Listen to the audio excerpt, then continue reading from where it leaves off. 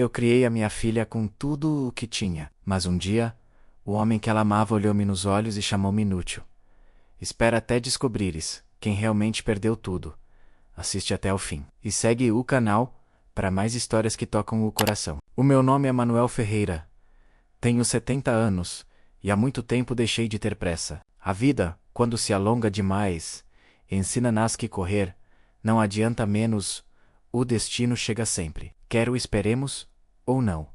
Sou viúvo há 10 anos. A minha mulher, Torisa, partiu numa dessas noites em que o silêncio pesa mais do que a dor. Ficou-me a casa, as lembranças e uma filha. Helena. Tudo o que fiz na vida foi por ela. Quando a Torisa morreu, prometi diante do caixão que nunca deixaria Helena sentir-se sozinha. Naquele tempo ela ainda era jovem, acabada de casar com o Arthur, um rapaz educado, de fato bem passado, sorriso fácil e palavras bonitas. Parecia bom, e por amor à minha filha, quis acreditar que era. Com o tempo, as aparências começaram a descascar. Primeiro nas pequenas coisas, um olhar impaciente, uma palavra atravessada. Depois em gestos frios que pareciam nada, mas doíam. Eu morava com eles numa casa grande, no bairro de Benfica. Depois que a Teresa se foi, a Helena insistiu. Pai, fica conosco. Não quero que viva sozinho. Aceitei. Não por precisar, mas por gratidão. Achava que o amor de uma filha é o último abrigo de um homem velho. Nos primeiros meses, foi bom. Eu ajudava nas pequenas coisas, regava as plantas, arrumava o quintal, cozinhava de vez em quando. A casa tinha cheiro de café e de vida. Mas aos poucos notei que o Arthur começou a olhar para mim com um certo incômodo, como se a minha presença lhe ocupasse espaço, ar, tempo, certa manhã, enquanto eu varria o pátio. Ele passou por mim e disse sem olhar: o senhor devia descansar mais. Eu gosto de me mexer. Ajuda o corpo, pois, mas às vezes quem quer ajudar atrapalha. Fiquei calado. Aprendi, com os anos, que há ofensas que soam mais alto no silêncio do que no grito. E continuei a varrer, fingindo que não ouvi. Mas ouvi tão fundo que até hoje me lembro da entonação seca com que ele disse atrapalha. À noite contei a Helena. Ela sorriu. Tentou desarmar a situação. Pai, não leves a mal. O Arthur anda nervoso com um trabalho. E eu sorri também, para não a magoar. Porque às vezes o amor de um pai é esconder o que dói só para ver a filha em paz. Os dias seguiram. O Arthur era gestor de uma empresa de investimentos. Tinha a mania das gravatas caras e do carro novo todos os anos. Falava alto ao telefone, como se o mundo precisasse ouvir o quanto ele era importante. Eu, no meu canto, ouvia em silêncio. Comecei a reparar que ele já não me chamava Senhor Manuel. Chamava-me o pai da Helena. Depois, apenas ele. E, por fim, nada. Nada. O vazio de um nome é a forma mais fria de apagar em alguém. Certa tarde, estava a consertar uma torneira da cozinha quando ele chegou. O que está a fazer? Perguntou, num tom que já trazia desprezo. A torneira estava a pingar. Pensei em ajudar. Ele respirou fundo. O senhor não precisa meter-se em tudo. Há quem trate disso. Eu sou quiz. Disse. Cortou-me. Firme. Vá descansar. A Helena estava na sala. Olhou para mim com os olhos de quem quer pedir desculpa, mas não pode. E eu, com um orgulho que ainda me restava, limpei as mãos e subi para o quarto. Fechei a porta devagar. E ali fiquei, a olhar para as fotografias da Torisa. Naquela moldura gasta, ela ainda sorria. E eu, baixinho, murmurei: Torisa, acho que estou a mais nesta casa. Nos dias seguintes, o ambiente ficou pesado. Os jantares tornaram-se silenciosos, mecânicos, as conversas, apenas o som dos talheres e das respirações contidas. Um dia, o Arthur chegou atrasado, com cheiro a vinho. Sentou-se, olhou para mim e disse: Sabe o que eu acho, Senhor Manuel? O senhor devia ir viver por conta própria. A Helena engasgou-se. Arthur, estou a falar sério. Seu pai não precisa de estar aqui. Já fez a parte dele. Olhei-o fixamente. A minha parte? Sim. Criou a Helena. Agora deixe que os adultos cuidem da vida deles. O silêncio que se seguiu doeu mais do que qualquer palavra. A Helena levantou-se e foi para o quarto, com lágrimas contidas. Eu fiquei e olhei para o prato, depois para ele. Sabes, rapaz, menos disse com calma. Um dia vais perceber que nada é mais feio do que envergonhar quem te deu abrigo. Ele riu, irônico. Com todo respeito, o senhor devia honrar-se ao espelho. Já não serve para nada. Talvez não, respondi. Mas ainda sei o valor do respeito.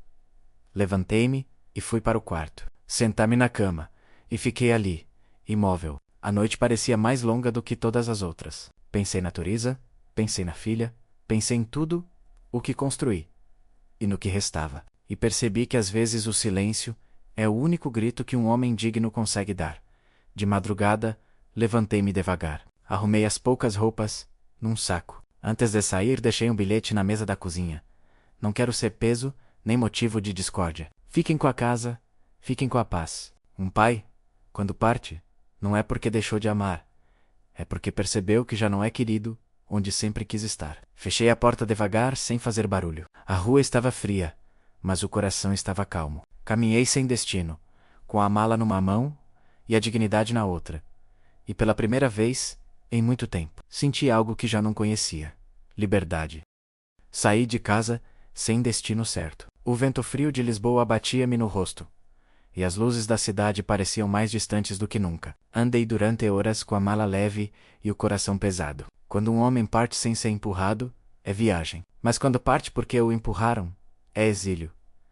Passei a noite num banco de jardim. O corpo doía, mas o que mais doía era o vazio. Olhei o céu e falei baixinho: Teresa, o nosso lar acabou. A única resposta foi o som do vento a passar pelas árvores. Na manhã seguinte, fui procurar um quarto barato para alugar. Encontrei um pequeno, num prédio antigo, perto de Alcântara. Parecia-me o bastante. Uma cama de ferro, uma cadeira, uma janela que dava para o Tejo. O senhorio, um homem simpático, olhou-me e perguntou: Vive sozinho, senhor Manuel? Desde ontem, respondi. Ele não perguntou mais nada. Há dores que se reconhecem no silêncio.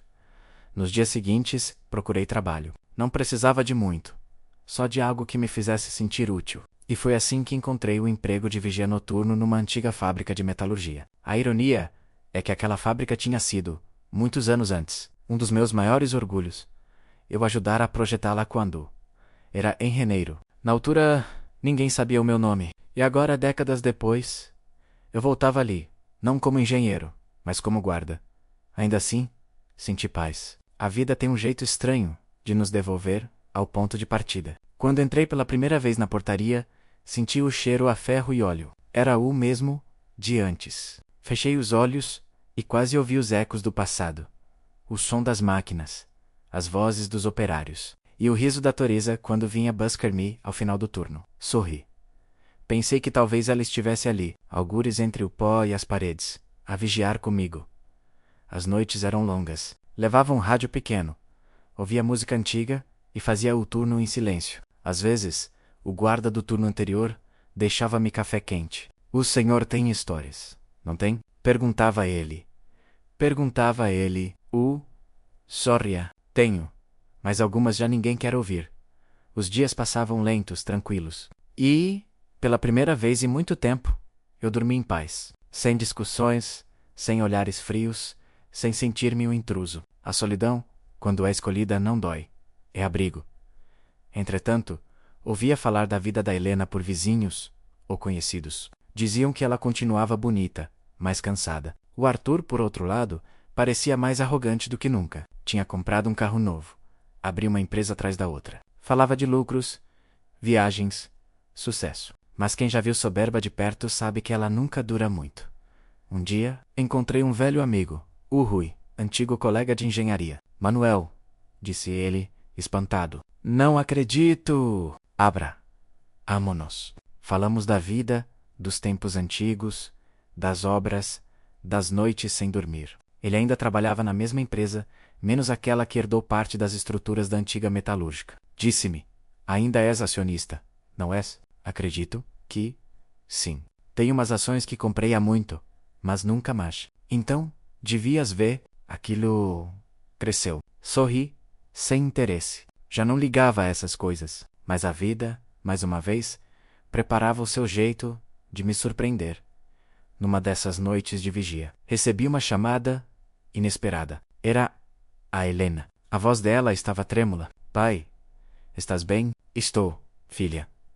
E tu? Sinto tanto a tua falta. Eu também, meu amor. Houve silêncio. Depois ela disse: o Arthur anda diferente e muito nervoso. As empresas dele não vão bem. Eu respirei fundo. O dinheiro é como o vento, filha. Quando se agarra com força, escapa por entre os dedos. Ele não ouve ninguém, então deixa que a vida o ensine. Não disse mais, não porque não me importasse, mas porque há dores que só o tempo corrige. Os meses passaram e comecei a ouvir rumores. A empresa do Arthur estava à beira da falência, investimentos mal feitos, dívidas enormes, processos no tribunal. O mesmo homem que me chamou inútil agora mal conseguia manter o próprio nome limpo. Mas não senti vingança, senti pena. Porque no fundo, quem humilha o outro perde sempre mais do que imagina. Numa manhã chuvosa, o meu amigo Rui apareceu na fábrica. Manuel, preciso falar contigo. Entramos na pequena sala da portaria. Ele tirou uns papéis da pasta. Lembras-te das ações que tinhas? Bago. Sim. Pois, bem, és o principal acionista da nossa empresa. Olhei eu, incrédulo. Isso é impossível. É verdade. As ações que compraste nos anos 80 multiplicaram-se e que isso significa? Significa que, tecnicamente, és dono disto tudo. Com ironia. O mundo tem um senso de humor curioso, Rui. Ele sorriu. O destino é engenheiro melhor do que nós. Fiquei em silêncio, a olhar para o chão. De repente, percebi o que a vida me entregava. Uma oportunidade de ensinar sem gritar, de corrigir sem humilhar, mas não por vingança, menos por justiça. Naquela noite, escrevi no meu caderno: não quero revidar o mal, quero apenas devolver à vida o equilíbrio que ela sempre procura. Às vezes, o silêncio de ontem prepara a voz certa para amanhã. Dias depois, o telefone tocou novamente. Era a Helena. Pai, o Arthur perdeu tudo. A voz dela tremia. Os bancos tomaram a empresa, os carros, a casa, tudo. Fechei os olhos. E onde estás? A tentar ajudá-lo, mas ele não quer ouvir ninguém. Está desesperado. Fiquei calado por um instante e disse apenas: dize-lhe que amanhã alguém vai procurá-lo. Desliguei o telefone e olhei pela janela. A cidade dormia, mas o meu coração estava desperto. O pelo ódio, mas pela estranha serenidade que vem quando o tempo faz justiça sem precisar da nossa mão. Amanhã seria o dia em que o inútil voltaria a ter voz, não para ferir, mas para ensinar o que o orgulho nunca quis ouvir. Nos dias que se seguiram, o telefone da Helena tocava menos, e o silêncio crescia. Eu sabia menos algo dentro de mim. Dizia menos que o orgulho do Arthur estava a desmoronar tijolo a tijolo. E, como acontece com todas as torres erguidas sobre vaidade, bastou um sopro da vida para ruírem de vez. As notícias chegaram em forma de murmúrios. Um vizinho comentou no café: o genro do Sr. Manuel, aquele gestor das empresas de importação, parece que está enrascado. Fingi indiferente. Mas por dentro, o coração não sabia se alegrava ou se doía. É estranho ver cair quem nos humilhou. Há uma parte de nós que sente justiça, e outra que sente pena. A fábrica onde eu trabalhava, aquela que um dia projetei e agora vigiava menos, tinha contratos com várias empresas do grupo do Arthur.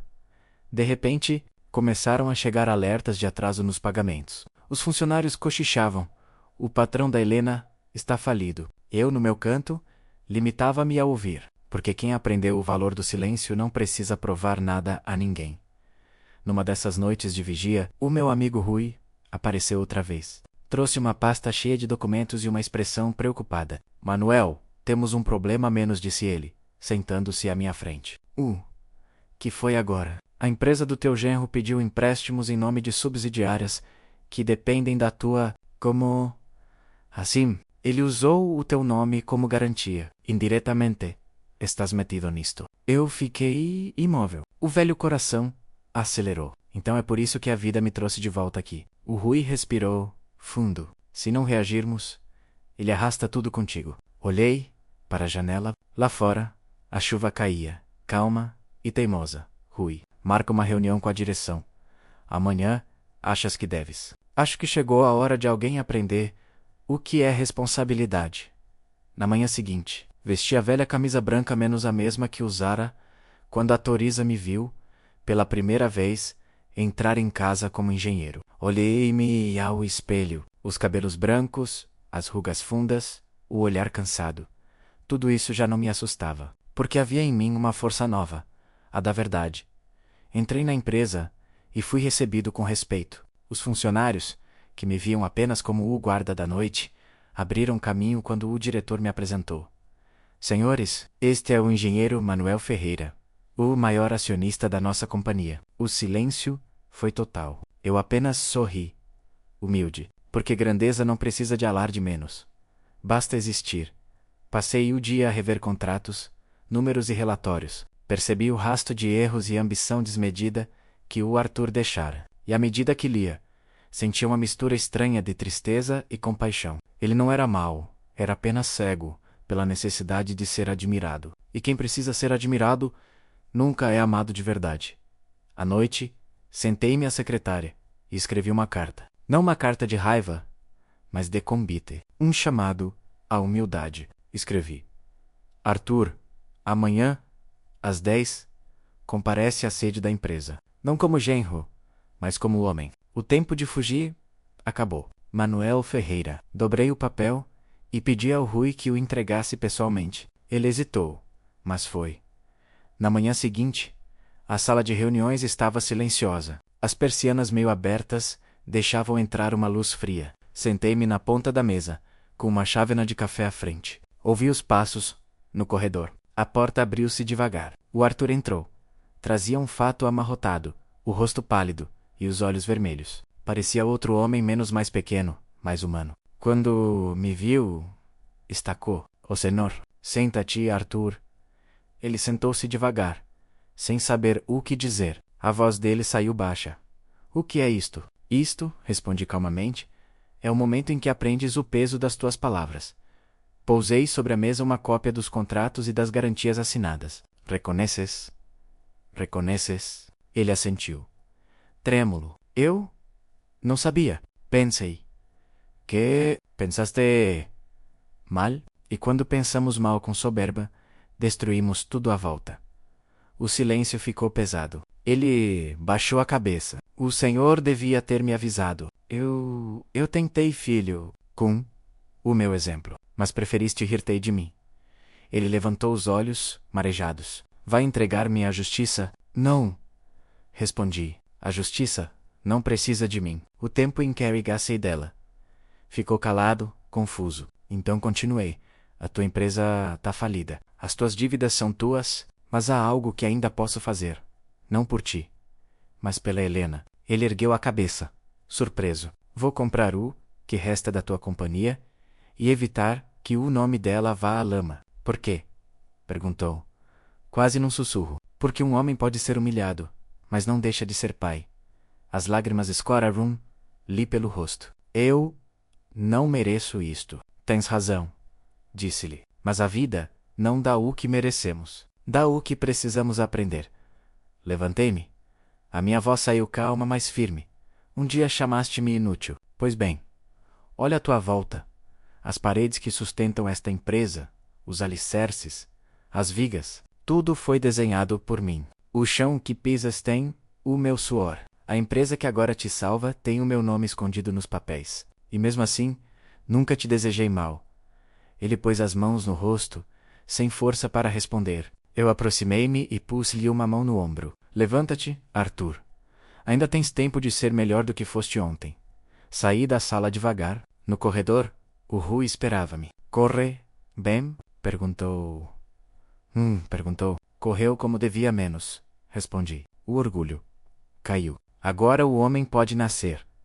Nessa noite, ao regressar ao meu quarto simples, olhei útejo pela janela. A lua refletia, na água calma. Abri o caderno e escrevi: "A vingança alimenta o ego. O perdão alimenta a alma. E quando o tempo junta os dois, chama-se justiça." Fechei o caderno, apaguei a luz e adormeci com a serenidade de quem já não precisa provar nada.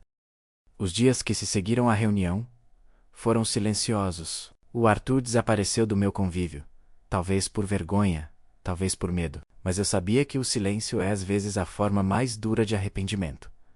Continuei a trabalhar, mas já não como vigia. O Rui insistiu que eu voltasse à diretoria. Não por vaidade, mas porque a casa precisava do seu arquiteto. Aceitei, mas pedi uma condição: que ninguém soubesse que eu era o maior acionista. Quero servir. Não mandar. Numa tarde chuvosa, recebi um telefonema da Helena. Pai, posso ver-te? A voz dela vinha trêmula, cansada. Claro. Filha, onde estás? Onde estás? No hospital? No hospital. O Arthur não está bem. Não dorme, não come. Diz que arruinou tudo. E arruinou mesmo? Respondi com calma. Mas ainda há o que reconstruir. Ela veio ter comigo nessa mesma noite. Entrou no pequeno quarto onde eu vivia. Olhou à volta e ficou em silêncio. Não sabia que vivias assim, pai. Vivo simples, mas em paz. Ela sentou-se e chorou baixinho. Tenho vergonha. De quê? Perguntei. De ter escolhido o lado errado, quando devias ter tido o meu. Abracei-a. O abraço de um pai não pergunta, apenas perdoa no dia seguinte. Chamei-a para ir comigo à empresa. Quando entramos, ela ficou confusa ao ver os funcionários a cumprimentar-me com respeito. Subimos ao andar da administração, a porta abrocei. E lá dentro estava o Arthur menos magro, abatido, com os olhos fundidos de arrependimento. O que é isto, pai? Perguntou. A Helena, é a verdade, filha. Apontei para os documentos sobre a mesa. Esta empresa onde trabalhaste e onde o teu marido tentou investir é parte do que construí há 40 anos. As ações que deixei esquecidas são agora o que mantém esta casa de pé. Ela levou as mãos à boca, sem acreditar. Tu? Eras? O dono. Fui um engenheiro. O resto foi obra do tempo. Olhou-me, emocionada. E nunca disseste nada? O amor não precisa ser anunciado, Helena. Basta estar presente. O Arthur levantou-se. Aproximou-se de mim. Senhor, Manuel, a voz dele falhava. Não tenho como pedir perdão suficiente. Olhei-o nos olhos. O perdão não se mede, Arthur. Ou se dá ou se nega. E eu dou. Ele chorou. Não com lágrimas leves, mas com aquelas que vêm da alma cansada. Depois, estendeu-me a mão. Apertei. Firme. Aprende, rapaz. Quem desrespeita o passado, destrói o futuro. A Helena observava tudo em silêncio. Eu voltei-me para ela. Tenho algo mais para te mostrar. Abri uma pasta e tirei um documento. A partir de hoje, parte dos lucros da empresa serão destinados à criação de uma fundação. Ela franziu o sobrolho. Sim. Vai chamar-se Fundação Helena Ferreira. Menos apoio a famílias idosas, pai. É o meu modo de garantir que ninguém passe pela solidão que um dia eu senti. Ela desatou a chorar. Abracei-a de novo, com a ternura de quem, finalmente, via a filha compreender. E nesse instante, senti que o ciclo se fechava a menos que o silêncio. A dor e a humilhação tinham encontrado sentido. O Arthur, ainda de pé, limpou as lágrimas e disse: Eu quero ajudar. Então começa por seres o homem que prometeste ser quando casaste com a minha filha. Ele assentiu, sem contestar. Ficamos os três ali, em silêncio, mas não aquele silêncio frio de outrora. Era outro, o silêncio da paz. Ao sair do prédio, o sol abria caminho entre as nuvens. Olhei o céu e murmurei: Toriza, já posso descansar. Os meses passaram serenos depois daquela reunião. A fundação tomou forma e a Helena dedicava-se, de corpo e alma, a ajudar idosos abandonados. O Arthur, mais calado, trabalhava com humildade, longe dos holofotes que antes tanto o seduziam. E eu, enfim, vivia em paz. O meu corpo, contudo, começava a ceder. O médico avisou-me que o coração estava cansado, demasiados anos de silêncio. Senhor Manuel, disse ele, meio a brincar. Sorri. A verdade é que o coração não envelhece pelo tempo, mas pelo peso do que carrega. Passei a escrever cada noite num caderno pequeno, não para deixar memórias, mas para aliviar o que ainda restava dentro de mim. E numa dessas noites, soube que era hora de me despedir. Escrevi a última carta. Dobrei-a devagar, coloquei dentro de um envelope e deixei sobre a mesa da fundação, com o nome da Helena, escrito à mão. Depois, fechei a luz e sentei-me na poltrona. Olhei o retrato da Turisa na parede e murmurei: já cumpri o que prometi, meu amor. E, de olhos abertos, deixei o tempo levar-me, com a serenidade de quem sabe que a vida já não deve nada. No dia seguinte, a Helena recebeu a notícia. O mundo pareceu-lhe parar. Chorou como nunca, mas havia ternura nas lágrimas, menos como se entendesse que a partida também era um descanso no velório. O Arthur permaneceu ao lado dela, em silêncio. Não se atreveu a falar, apenas segurou-lhe a mão. Entre as flores e o murmúrio das orações, alguém entregou-lhe o envelope que eu deixara. A minha letra trêmula ainda resistia ao tempo. Ela abriu e leu: filha, não chores, pelo que o tempo levou menos. Agradece o que ele te ensinou. Chamaram-me inútil, mas aprendi que o amor só vale quando é dado, não quando é reconhecido. A fundação que leva o teu nome é o que deixa ao mundo. Um abrigo para quem, como eu, um dia precisou de ser ouvido. Cuida dela. E quando o vento soprar à noite, lembra-te. É o teu pai a dizer-te que o amor nunca envelhece. As lágrimas caíram-lhe sobre o papel. Apercebeu-se de que, afinal, o pai não partira menos, apenas mudara de lugar. Vivia agora em cada gesto de bondade, em cada idoso que sorria ao encontrar abrigo. Dias depois, inaugurou oficialmente a fundação. No átrio, uma pequena placa de bronze brilhava à luz do sol. Em memória de Manuel Ferreira, menos homem simples que acreditava que o silêncio também educa. A Helena passou a mão sobre o metal e sorriu, com lágrimas nos olhos. O Arthur, ao seu lado, murmurou: ele nunca foi inútil. Ela respondeu, emocionada: nunca só foi grande demais para ser compreendido. E naquele instante, o vento soprou suave, movendo as cortinas da janela. A filha fechou os olhos. Sentiu o ar tocar-lhe o rosto e sorriu, porque sabia menos o pai ainda estava ali. Não no corpo, mas no eco do amor que o tempo nunca apaga.